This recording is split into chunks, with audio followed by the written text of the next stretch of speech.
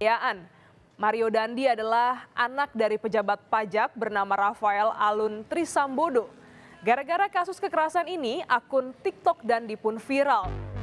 Kamuflase reformasi perpajakan oleh Sekretariat Nasional Forum Indonesia untuk Transparansi Anggaran. Menjadi mitra terpercaya pembangunan bangsa adalah sepenggal kalimat dari visi DJP, sebuah lembaga pelaksana kebijakan pajak Indonesia, Direktorat Jenderal Pajak, Kementerian Keuangan. Sebuah lembaga besar dan penting yang dimiliki Republik ini. Visi yang demikian mulia tersebut berbanding terbalik dengan terpaan isu ketidakpercayaan dari masyarakat yang melandanya. Semua bermula dari gaya hidup hedon, salah satu anggota keluarga dari petinggi Kanwil DJP di Jakarta Selatan. Melalui media sosial, masyarakat membelejeti secara komprehensif mulai dari pelaporan harta kekayaan hingga kinerja kelembagaan DJP.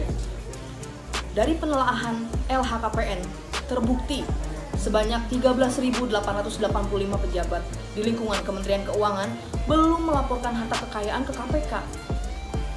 Pada kasus yang sedang muncul, kekayaan pegawai DJP mendapatkan sorotan. Dari hasil akumulasi harta kekayaannya senilai 56 miliar. Angka yang sangat fantastis bagi pejabat level eselon 3. Fitra melakukan sebuah simulasi. Apabila pegawai tersebut sebagai eselon 1 dengan gaji pokok sebesar 5,2 juta dan tunjangan kinerja sebesar 117,3 juta, maka membutuhkan waktu kurang lebihnya sekitar 30 tahun untuk mendapatkan 56 M. Dengan catatan selama 30 tahun, gaji dan tunjangan tersebut ia tabung. Tentu ini menunjukkan sudah tidak masuk akal.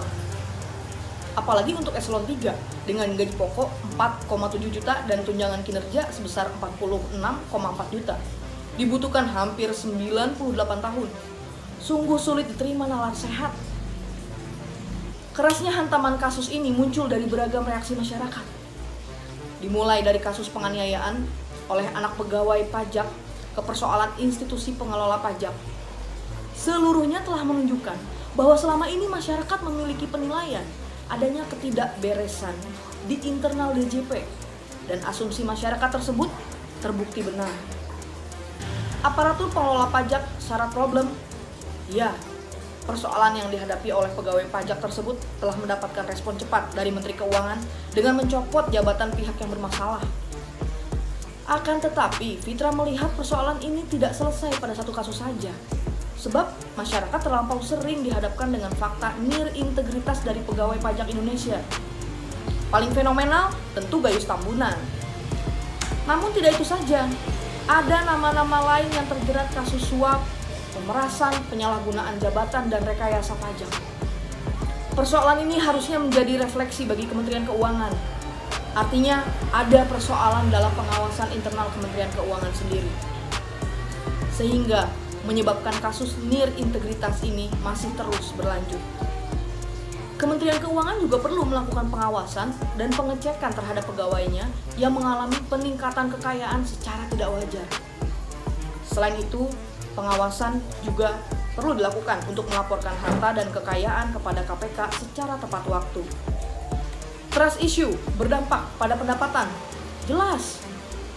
Sebab realisasi pendapatan negara dalam APBN tahun 2022 sebesar 2.626,4 triliun, lebih tinggi 115,9 triliun dari target.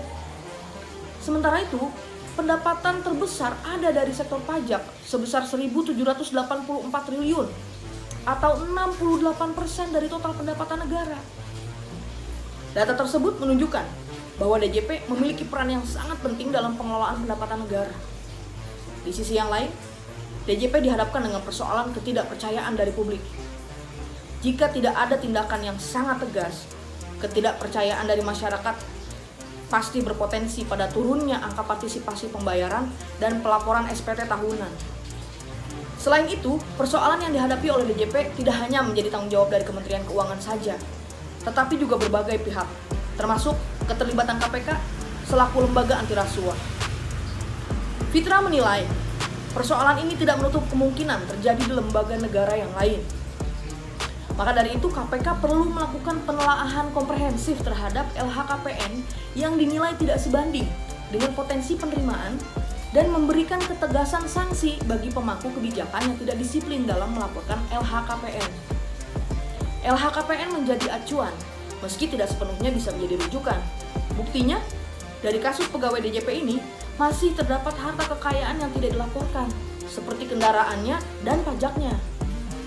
Oleh karena itu, diperlukan sistem yang saling terkait dalam melakukan pengawasan kinerja, baik kinerja kelembagaan maupun kinerja aparaturnya.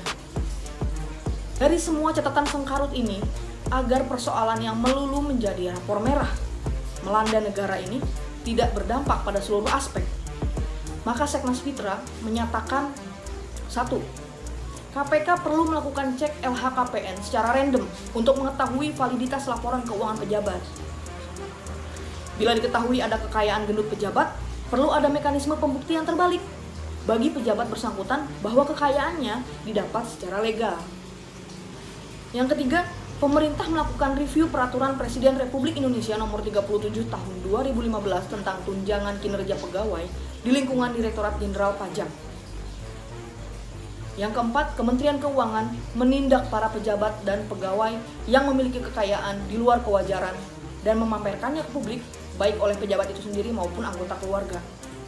Yang terakhir, aparat penegak hukum, KPK, kepolisian, kejaksaan, dan lain sebagainya melakukan pengusutan terhadap kekayaan para pejabat, khususnya di Ditjen Pajak Kementerian Keuangan.